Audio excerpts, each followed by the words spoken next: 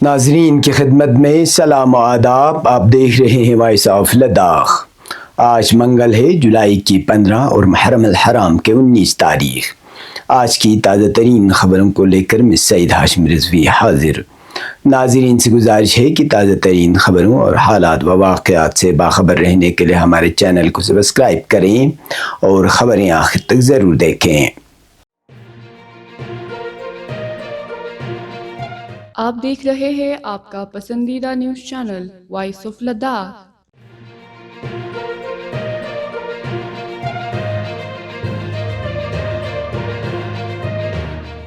ممبر parliament Ladakh Haji Muhammad حنیفہ جان نے ضلع کرگل کے ایک ہفتے پر محیط دورے کا آغاز کیا ہے.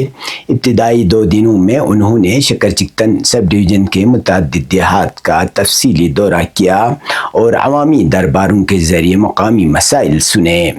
اپنے دورے کے دوران ایم پی کے ہمراہ ایگزیکٹو کونسلر ذاکر حسین، ایڈیشنل ڈپٹی کمشنر کرگل امتیاز کاچو، ایس ڈی ایم شکرچکتن اور مختلف محکموں کے افسران موجود تھے.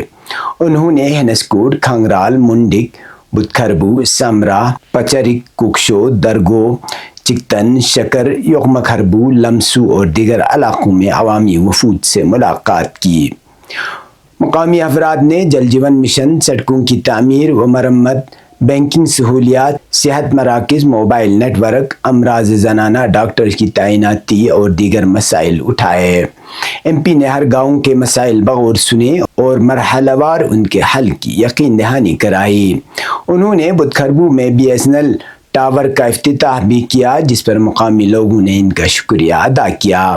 خواتین سیلف ہیلپ گروپ کی حوصلہ افزائی کرتے ہوئے انہوں نے مقامی مصنوعات کی ترویج پر زور دیا. ایم پی نے تعلیم کی بہتری اور سرکاری اسکولوں کو مضبوط بنانے کی ضرورت پر بھی زور دیا. حنیفہ جان نے کہا کہ وہ عوام کے اعتماد سے منتخب ہوئے ہیں اور ان کی فلاح و بہبودی کے لیے ہر ممکن کوشش کریں گے.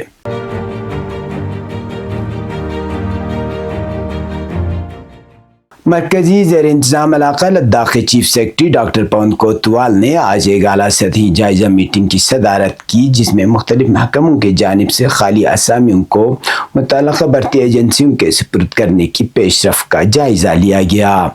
ان ایجنسیوں میں ہل کونسل کرگل اور لیہ کے سب آرڈینیٹ سروس بھرتی بورڈ اور Ladakh subordinate service staff selection board شامل ہیں. میٹنگ کے دوران بتایا گیا کہ کرگل کے لیے 841 خالی اسامیوں میں سے 473 کی تفصیلات متعلقہ بورڈ کو فراہم کی گئی ہیں، جبکہ لیہ کے لیے 547 میں سے 530 اسامیوں کی درخواستیں موصول ہو چکی ہیں. اسی طرح لداخ سب آرڈینیٹ بورڈ کو 381 اسامیوں کی درخواستیں موصول ہوئی ہیں. ڈاکٹر کوتوال نے تمام محکموں کو ہدایت دی کہ وہ رواں سال کے آخر تک متوقع ریٹائرمنٹ کی بنیاد پر اسامیوں کی تصدیق کریں اور انہیں مقررہ ریزرویشن قواعد کے مطابق جلد از جلد متعلقہ بورڈ کو بھیجیں. سیکرٹری GAD مائیکل ڈسوزا نے وضاحت کی کہ جو امیدوار متعلقہ ریزرویشن زمروں کے اہل ہوں، انہیں درخواست دیتے وقت صرف ایک زمرہ منتخب کرنا ہوگا اور یہ انتخاب ناقابل تبدیل ہوگا. انہوں نے متعلقہ بورڈ کو اس قانون کی وسیع تشہیر کی ہدایت بھی دی. مزید برآں چیف سیکرٹری نے تمام متعلقہ حکام کو ہدایت دی کہ ڈومیسائل سرٹیفکیٹس مقررہ فارمیٹس میں جاری کیے جائیں، جنہیں GAD نے QR کوڈ اور نمبرنگ کے ذریعے محفوظ بنایا ہے. انہوں نے کہا کہ اب SC/ST سرٹیفکیٹس UPSC کے طے شدہ فارمیٹ میں جاری کیے جائیں گے. ڈاکٹر کوتوال نے بھرتی بورڈز کو آئندہ امتحانات کے نصاب کی بروقت اشاعت یقینی بنانے کی بھی ہدایت دی تاکہ امیدوار بہتر تیاری کر سکیں. سیکرٹری GAD نے آگاہ کیا کہ 16 جولائی کو UPSC کو 232 اسامیوں پر مشتمل پہلا مرحلہ ارسال کیا جائے گا، جن میں 125 میڈیکل آفیسرز، 32 اکاؤنٹ آفیسرز اور 75 لیکچرر شامل ہوں گے. UPSC اسامیوں کو لداخ کے منفرد ریزرویشن اور ڈومیسائل فریم ورک کے تحت مشتہر کرے گا.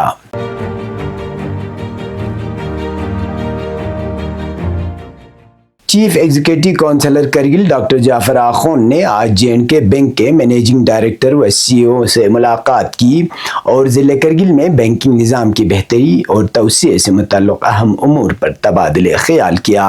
ڈاکٹر آخون نے کرگل میں مقامی نوجوانوں کے لیے خصوصی بھرتی مہم، عملے کی کمی، دیہی علاقوں میں ultra small branch, mobile banking when کی فراہمی، نئے ATMs کی تنصیب اور مختلف مقامات پر نئی بینک برانچوں کے قیام کی تجویز پیش کی۔ MD JNK بینک نے تمام تجاویز کو سراہتے ہوئے مرحلہ وار عمل درآمد کی یقین دہانی کرائی۔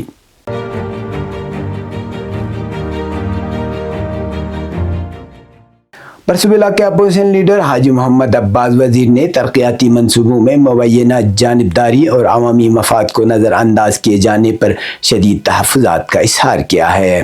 انہوں نے میڈیا سے گفتگو کرتے ہوئے برسوں کے کونسلرز پر براہ راست الزام عائد کیا کہ انہوں نے بلاک کے بعض علاقوں کو دانستہ طور پر نظر انداز کیا اور مخصوص علاقوں کے منصوبے دیگر علاقوں میں منتقل کیے۔ حاجی وزیر کے مطابق حالیہ جنرل کونسل میٹنگ میں کیپیکس بجٹ کے تحت کچھ نئے اور پرانے ترقیاتی کاموں کو شامل کیا گیا، تاہم ان میں شفافیت کا فقدان نظر آیا۔ انہوں نے الزام لگایا کہ لنک روڈ برسوں اپ گریڈیشن کے منصوبے میں جگہ کا واضح ذکر نہیں کیا گیا تاکہ عوام کو گمراہ کیا جا سکے اور بعد میں اسے پنگبر امام باڑہ منتقل کر دیا گیا۔ اسی طرح برسوں ٹورسٹ بنگلے کے فنڈز کو شرگنڈی امام باڑے میں تبدیل کر دیا۔ اپوزیشن لیڈر نے مزید کہا کہ برسوں بلاک میں 3 پنچایتیں اور متعدد موضوعات شامل ہیں، لیکن ترقیاتی کاموں کی تقسیم میں مساوات کا خیال نہیں رکھا گیا۔ انہوں نے الزام عائد کیا کہ کونسلر کی مرضی سے منصوبے مختص کیے جا رہے ہیں، جبکہ کئی محلوں اور دیہاتوں کی سڑکیں خستہ حالی کا شکار ہیں۔ حاجی وزیر نے ایک مذہبی شخصیت پر بھی تنقید کی، جنہوں نے مجلس اعضاء کے دوران کونسلر کے حق میں بیان دے کر منبر حسینی کے مقام کو سیاسی مقصد کے لیے استعمال کیا۔ انہوں نے کہا کہ گزشتہ سال سبسڈی کمپوننٹ کسی بھی حقدار کو فراہم نہیں کیا گیا، تاہم اس بار ہم نے نگرانی کی اور مساوی تقسیم کو یقینی بنایا۔ آخر میں حاجی وزیر نے واضح کیا کہ عوام کی مسلسل شکایات اور کئی علاقوں کے نظر انداز کیے جانے پر وہ مجبور ہوئے کہ یہ معاملات میڈیا کے سامنے لائیں تاکہ حقائق عوام تک پہنچ سکیں۔ انہوں نے واضح کیا کہ آئندہ اس طرح کی تو ان ناانصافیوں کے خلاف اقدام لیا جائے گا۔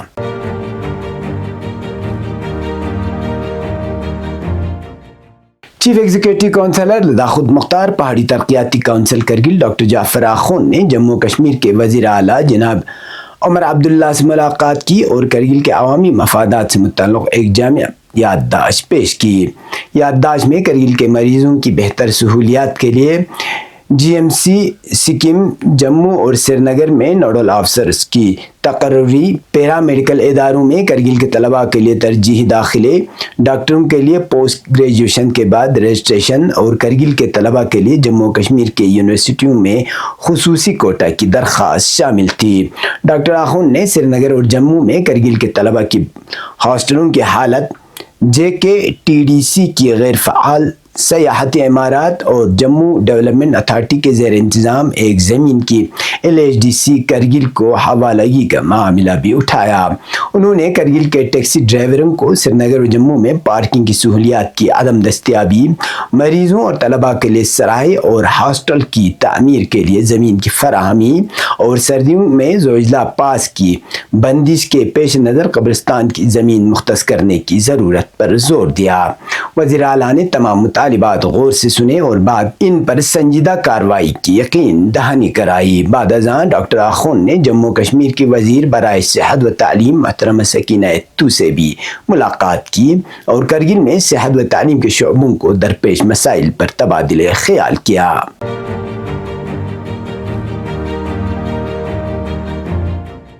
لداخ خود مختار پہاڑی ترقیاتی کونسل لیہ کے عام انتخابات رواں سال ستمبر یا اکتوبر میں متوقع ہے اور اس کے ساتھ ضلع لیہ میں سیاسی درجہ حرارت بھی تیزی سے بڑھ رہا ہے۔ ایسے میں بھارتیہ جنتا پارٹی نے ایک اہم پریس کانفرنس میں سیاسی صورتحال پر روشنی ڈالتے ہوئے ایپیکس باڈی کے چیئرمین تھوپتن چھیونگ کے اچانک استعفے پر تشویش کا اظہار کیا ہے۔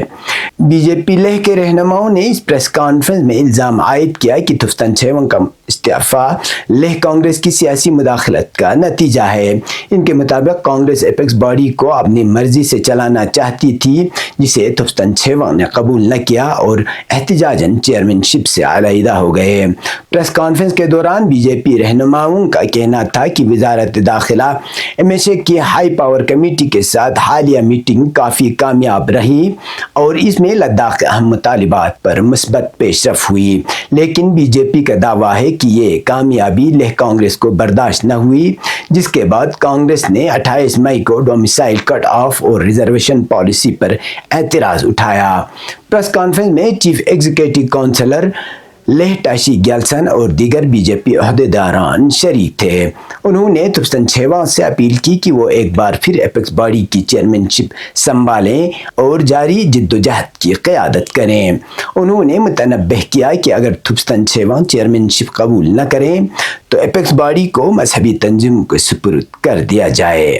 اب پیش قومی اور بین الاقوامی خبریں۔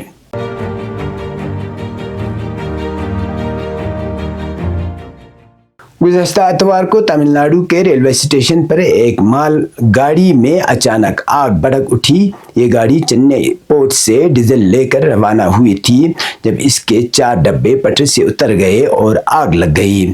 آگ اتنی شدید تھی کہ آسمان دھوئیں کے سیاہ غبار سے بھر گیا اور اسٹیشن پر افراتفری مچ گئی۔ فائر بریگیڈ اور امدادی ٹیمیں فوری طور پر موقع پر پہنچی اور آگ پر قابو پانے کی کوشش کی۔ ریلوے حکام نے 48 دیگر ڈبوں کو الگ کرنے کا عمل شروع کیا تاکہ مزید نقصان سے بچایا جا سکے۔ واقعے کے بعد چنئی ارکنم ریلوے اسٹیشن پر ٹرینوں کی آمد رفت روک دی گئی اور کئی ایکسپریس ٹرینیں منسوخ کر دی گئیں۔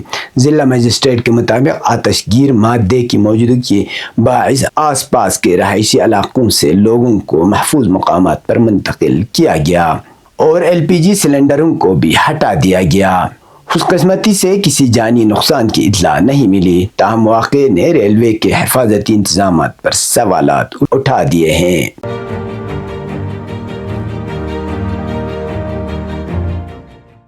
حزب اللہ لبنان کی سیاسی کونسل کے رہنما محمود قماتی نے کہا کہ ایران نے حالیہ 12 روزہ جنگ میں امریکہ اور اسرائیل پر واضح فتح حاصل کر لی ہے اور اب خطے میں ایران کی پوزیشن مزید مستحکم ہو گئی ہے۔ اسپوٹنگ کو دیے گئے انٹرویو میں قماتی نے کہا کہ نتنیاہو کی جانب سے ایران پر جارحیت اور مشرق وسطی میں نیا نظام قائم کرنے کی کوشش ناکام ہو چکی ہے۔ ایران کو کمزور کرنے اور اس کی طاقت ختم کرنے کا منصوبہ شکست سے دوچار ہوا ہے اور حقیقت میں ایران فاتح کے طور پر ابھر آیا ہے۔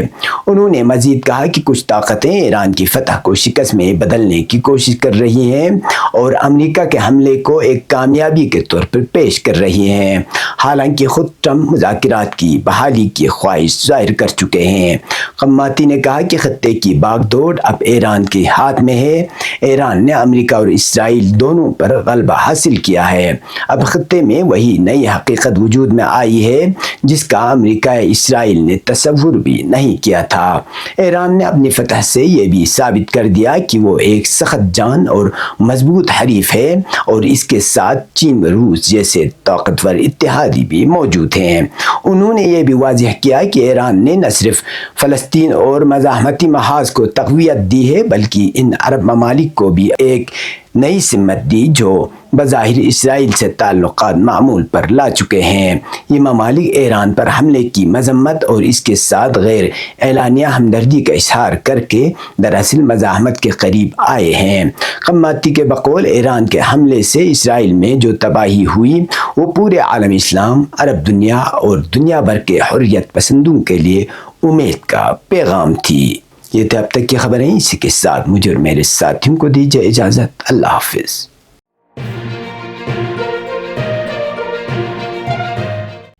مقامی، قومی اور بین الاقوامی خبروں سے باخبر رہنے کے لیے چینل کو لائک، شیئر اور سبسکرائب کریں، ساتھ ہی بیل آئیکن دبانا نہ بھولیں۔